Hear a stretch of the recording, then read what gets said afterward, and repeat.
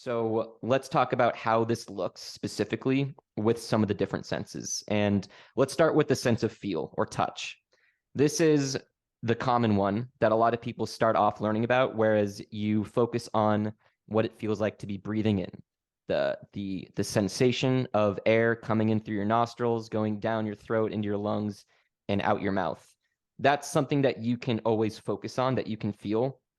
But like you said, that can be pretty fleeting because it's not as abstract, or it's a bit more abstract than other things you can feel, like all the tactile sensations on your stick, your bat, the basketball, or even your feet on the court. Pete, what do you have to add about going over how somebody can meditate on something that they're feeling? Yeah, I think that there's an interesting split we can make here, right? So there's internal and then external experiences we can have around feel. And so I split those out because uh, there's a lot of stuff that happens inside of us body wise. And I think that those bodily sensations, whether it's the feel of your breath moving down your throat into your belly or the rise and fall of your belly, uh, that it's useful to take time and build that connection relationship to your body. And so those become really productive anchors for attention, right? But when it comes time to go perform, right, I don't really want to be anchored inside my body, right? Because in order to execute at a high level, I need to be reading the cues that are happening in the environment and then responding.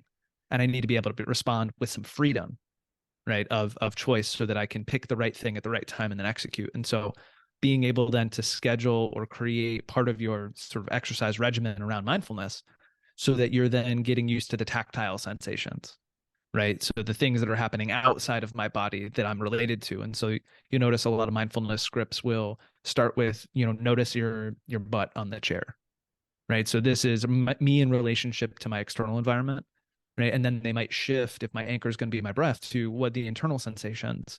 And I think the good scripts come back to what's happening in the environment after that, including sort of how my feet are contacting the floor or my elbows on the chair arms and all of those sorts of things.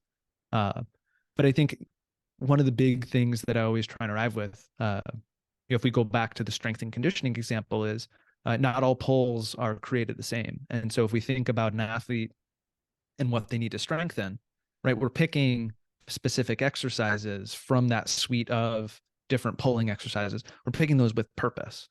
And likewise, if we think about working with an athlete, right, there's going to be different exercises, whether it's internal focus or external focus or which sense we pick, that's really going to be geared towards where are we trying to grow the strength or where are we trying to create an opportunity for improvement. And that becomes really individualized. That's really cool. I didn't think about it that way of how can I practice this meditation into to facilitate my dynamics mid game and how that changes. So basically trying to replicate it in a way off your performance domain, off your court or rink, and try and translate the results even more effectively. One question I have is, would it be effective or problematic in any way if someone is meditating on both the internal and external physical cues that they feel? Is it more effective to just go internal and then pick a different time to just go external? Or is it okay if I'm bouncing back and forth between how it feels to sit in this chair as well as how it feels to be inhaling and exhaling? Or should I try and stick to one of those at once? So I'm going to bring it back to that strength and conditioning example. And you could use sports specific skills too, but strength and conditioning, I think, is generalizable. And so uh, you can have really isolated types of movements, right? So a deadlift is all glute with a little bit of hammy, right? And so it's not particularly complex. There's a hinge at the hips. Right now, if you introduce a squat, you can put the squat weight on the back or the front, or you can hold the kettlebell like a goblet, and it's all going to be just a little bit different. But now you've introduced a lot of complexity, right? The knees bending, the quads are involved, and so there are different levels of meditation as well. And so if we think about a beginner who's really trying to get the most benefit and really do it well, and I use air quotes when I say do it well, and I think we need to touch back on that idea of doing it right versus wrong in a second, right? But if we want to start at the easiest level, quote unquote, because it's not easy, but it's simple, that you pick one and you create really strict boundaries, right? So if it's my breath, I'm staying with my breath. If it's the feeling of my feet on the floor and my butt in the chair, then I stick with that, right? Because that's going to be a really clear and concrete directive for that puppy that's in between my ears to stick with one thing. And then if we want to go up a level, make it a little more complex, we could say, okay, well, let's stay with any sort of bodily sensation. So I could go with the air brushing against my body as I sit. I could go with feeling underneath my nose of the air coming in or out. It could be a grumble in my stomach. Right? It could be and so now we've opened the aperture a little bit and allowed for a wider view. And then there's also choiceless awareness training, which is you sit down and you create a physical anchor, right? So you're on your seat, but you just kind of let your mind do what it does and you notice it without an actual physical, you don't have an anchor, right? So you haven't chosen my breath or physical sensations or sounds. You just stay centered as all of the sensations and present moment consciousness experience swirls around you. And the thing is, that's really hard because we end up riding the roller coaster of all of that stuff. This is like expert level mental jujitsu here, right? And so you can kind of scaffold at level 1, level 2, and then you go up to level like 42 when you think about choiceless awareness. But the beautiful thing is you can add more weight to the bar, right? And you can also then change the exercise to challenge it in a different way.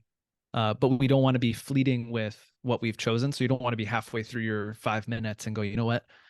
It actually feels a little bit better to be in my butt instead of with my breath. And so I'm going to shift because there's a lot that we get from being grounded with the anchor and staying committed to that anchor throughout the however long I've decided, whether it's 2 minutes or an hour. And that makes sense in a how does this connect to my performance way, because I'm not just going to be shifting from like, you know what, I'm just going to start ignoring what coach told me to focus on. I'm going to do my own thing. It's like, no, no, no. You got to have this consistent focus throughout your game. So try and replicate that in meditation, just like you would try and replicate game-like situations in practice. Yeah. And like you sit down on a chair and you do this, and some days it's easy and some days it's hard. And again, air quotes easy because we're still going to get distracted, Yeah. right? Easy doesn't mean I'm locked in for 30 minutes and I don't get distracted once. Uh, but there are times where you sit down and it feels like the only thing you can't pay attention to is whatever your anchor is. And the thing that we want to be careful is we don't want to then just let our mind run wild because we're reinforcing that behavior. And so that what we notice is in pressure packed performance situations, we're now training that when things get tough, we go someplace else, right? We get distracted. We end up dissociating from the present moment.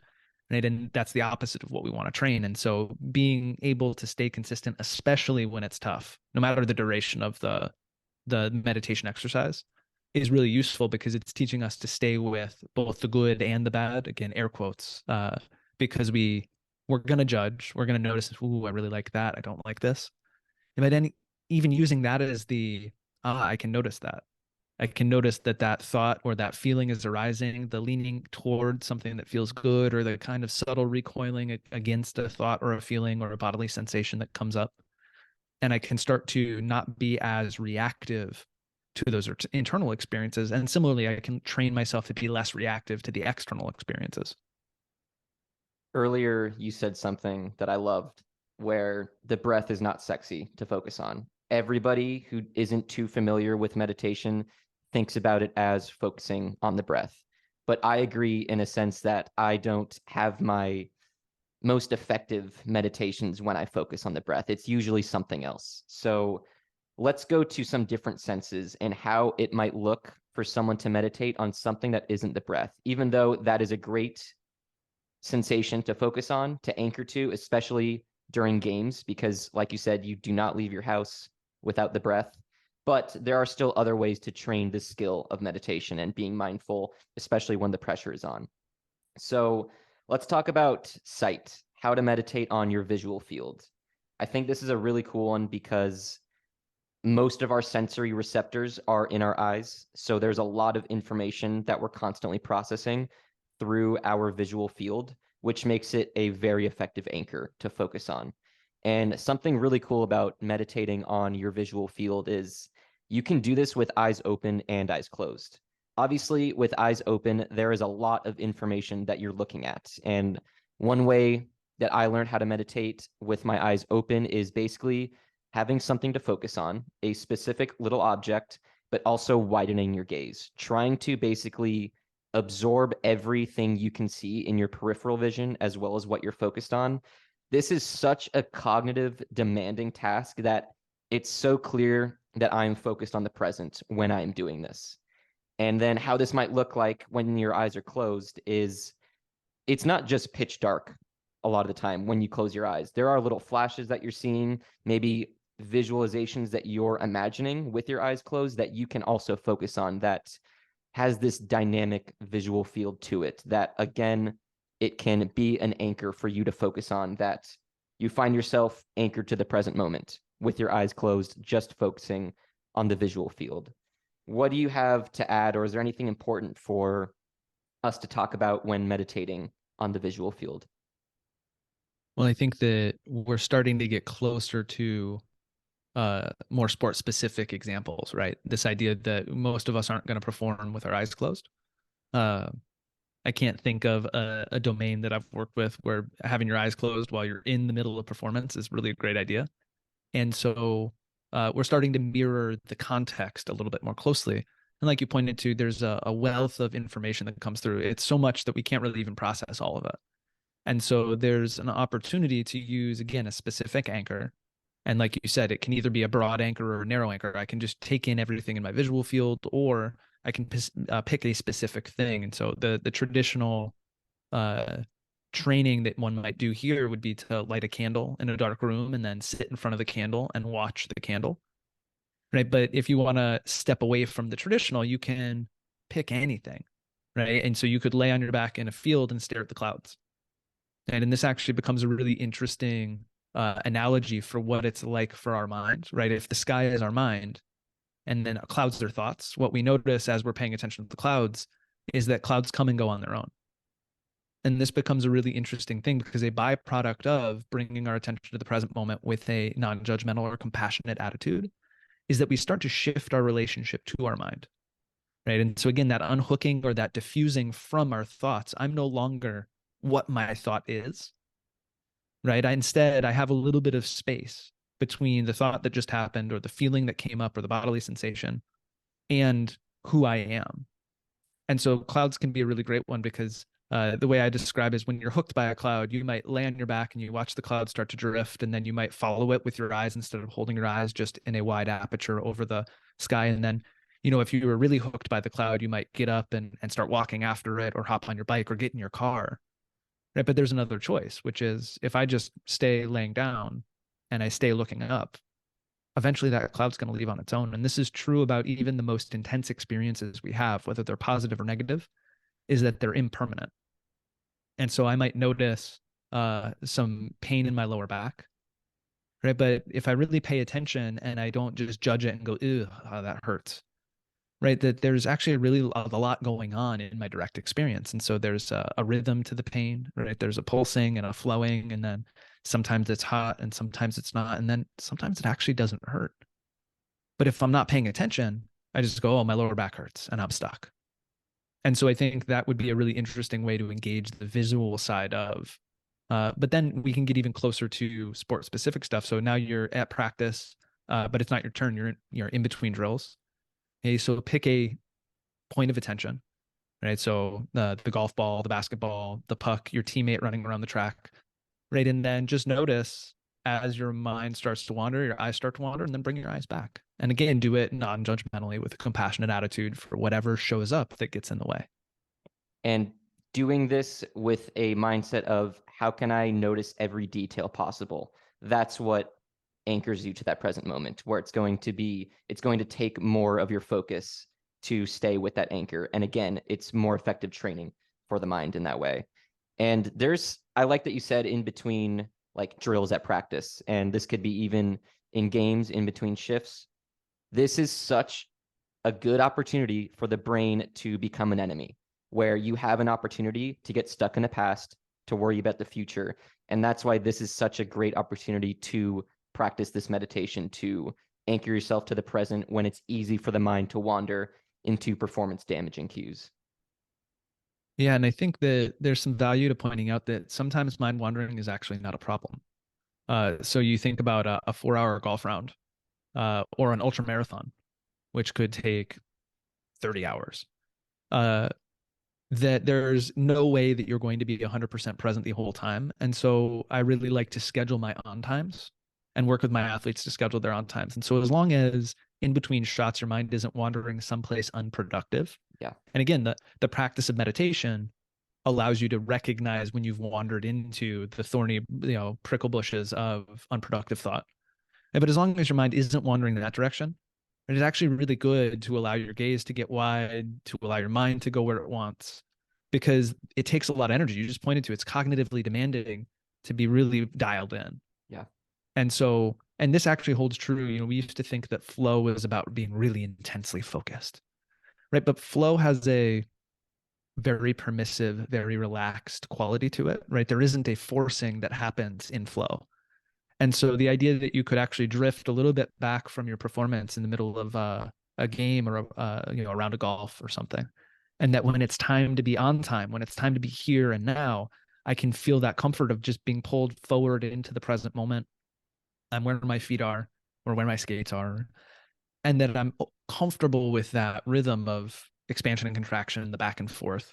Uh, because I think a lot of times when we start training athletes on mindfulness, it's like, okay, now I'm dialed, right? This is it. I'm holding the spotlight and I'm shining the spotlight and it's staying here. And that's actually unproductive if we do it too long. Maybe that's relieving for a lot of people to hear that they don't have to be dialed at all times. In fact, it might be more facilitating to their performance to not be dialed in all the time, because that means you're dialed in an inefficient way where you don't need to be dialed in focused so intently. Intermissions in hockey is a great example. Halftime Mm-hmm. in basketball is you you don't necessarily want to be so intently focused on something during those 15 minutes because you might be taking away energy that your brain needs to use in the upcoming period or half. That's right. And it's different for everybody. Right. But I mean, I'll use an example. I was on the golf course and I was shooting my best round to date. And we get to the ninth hole and I turn to my dad, I'm looking at the scorecard and he goes, "Don't look at the scorecard. You don't want to know." And it's like, it's no big deal, man. I'm just gonna hit it in the fairway and then hit it on the green. And it kind of really pushed against that idea that like once you know you're in flow and you start thinking about it, you're out. But I think really what's going on is when you start worrying about keeping flow, again, that attachment to the good stuff or the worry that the bad stuff's going to show up, that's the thing that gets in the way. Right? Because it's not that there aren't negative thoughts or negative experiences that don't show up during flow. It's not that you're going to have every perfect play. It's that the perfect or the quote unquote bad plays, right? The unproductive things or the bad swings, that those aren't that big a deal, right? You hit it in the woods, you go, okay, I'm gonna go find it, and then I'll hit it out. As opposed to that very rigid, very crispy sense of I'm here now, and if I go anywhere else, everything's ruined. And so mindfulness helps train that ability to be into our body and then connected to the external environment in a way that's much softer, right? And softness not being a detriment here, but really actually the superpower, that ability to work with what's here as opposed to trying to force something else to show up. There's a couple other senses that I still want to get to, but I just want to say that I think smell and taste are not as relevant in meditation practice for athletes. I think it still is an effective way to meditate, but it's easier to replicate the meditation in games when the pressure is on, when it's something about feel, something about sight, and then sounds, which I want to get to here. But is it worth getting into the taste and um, smell sensations? Do you practice that with your athletes that you work with, or do you push them to different senses, or do you just say, hey, whatever works for you? Well, so I think it's useful to honor that everybody's kind of got their go-to channel, right? And so for me personally, sound and particularly music has it's just a faster route. It's like the super highway into the present moment. And so I find that really helpful. And it actually becomes one of my flow triggers. And so if I'm thinking about trying to get myself into that state where I can perform my best under pressure, music and rhythm really does that for me. Right. But it's different for everybody. Some people are really tactile and kinesthetic, and it's the feel of the experience. So the puck hits your stick and you've got that feeling of the present moment, the direct experience.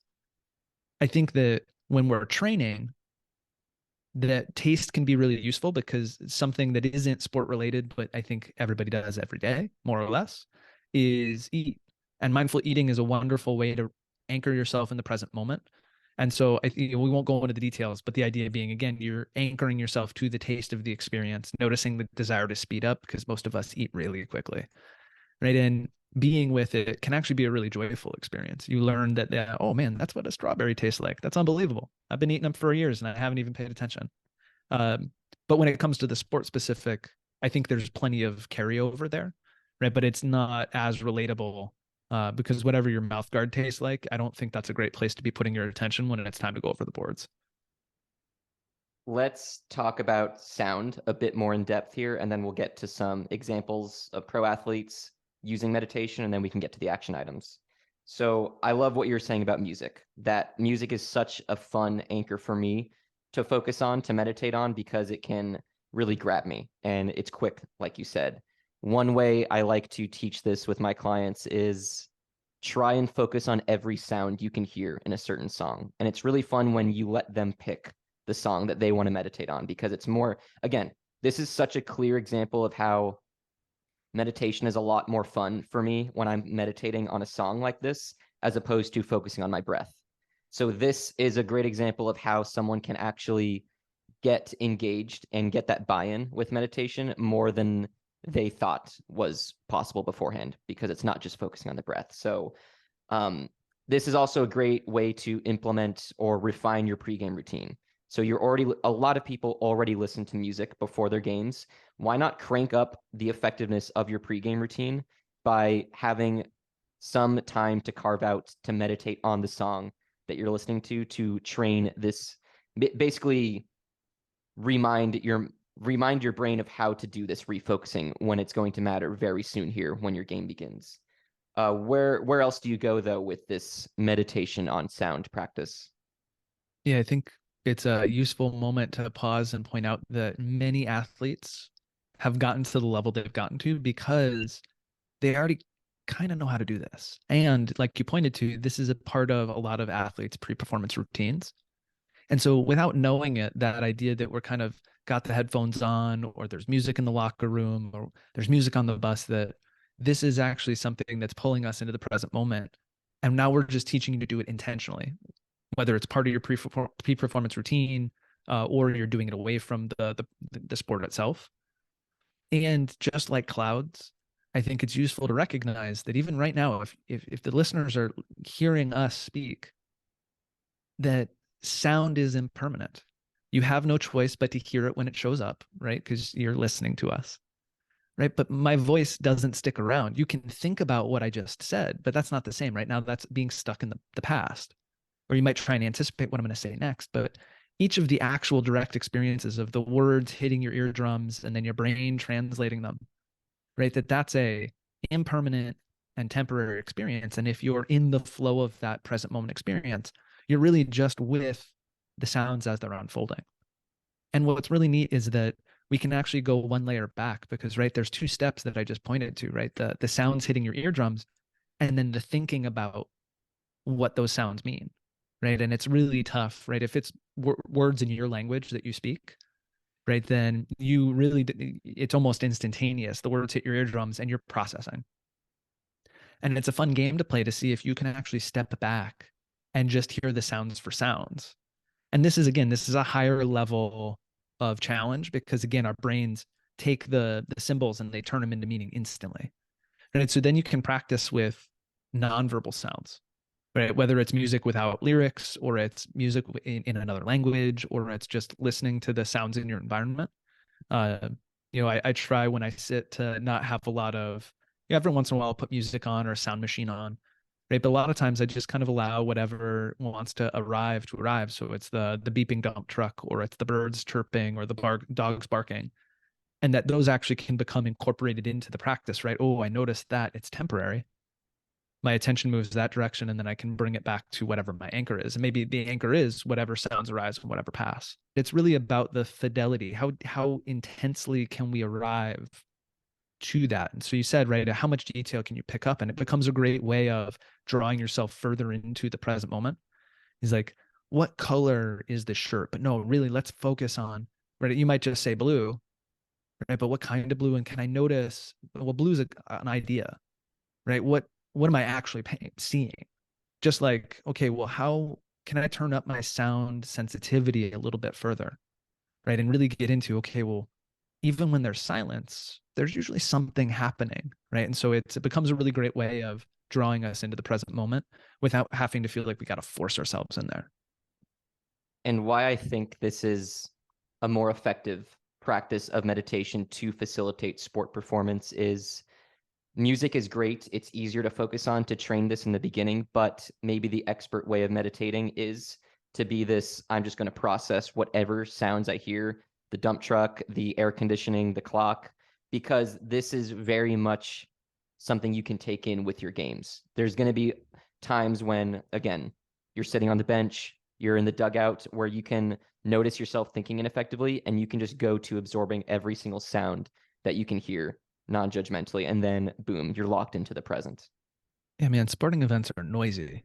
And so it can be the music in whatever breaks happen, or it can be the sounds of the sport, right? And every athlete right now can think of the sounds of their sport, and there's a little bit of almost always there's a little bit of comfort that comes with that, right? It feels a little bit like coming home, and so those things, again, when they're happening in the present moment, I'm not recreating them in some sort of imagery, right? That becomes a really great anchor to yank me out of whatever unproductive thoughts or feelings or wherever my attention is, and then get me almost like a little interrupt so that I can then unhook from that and then shift my attention in the middle of a performance back to what's productive.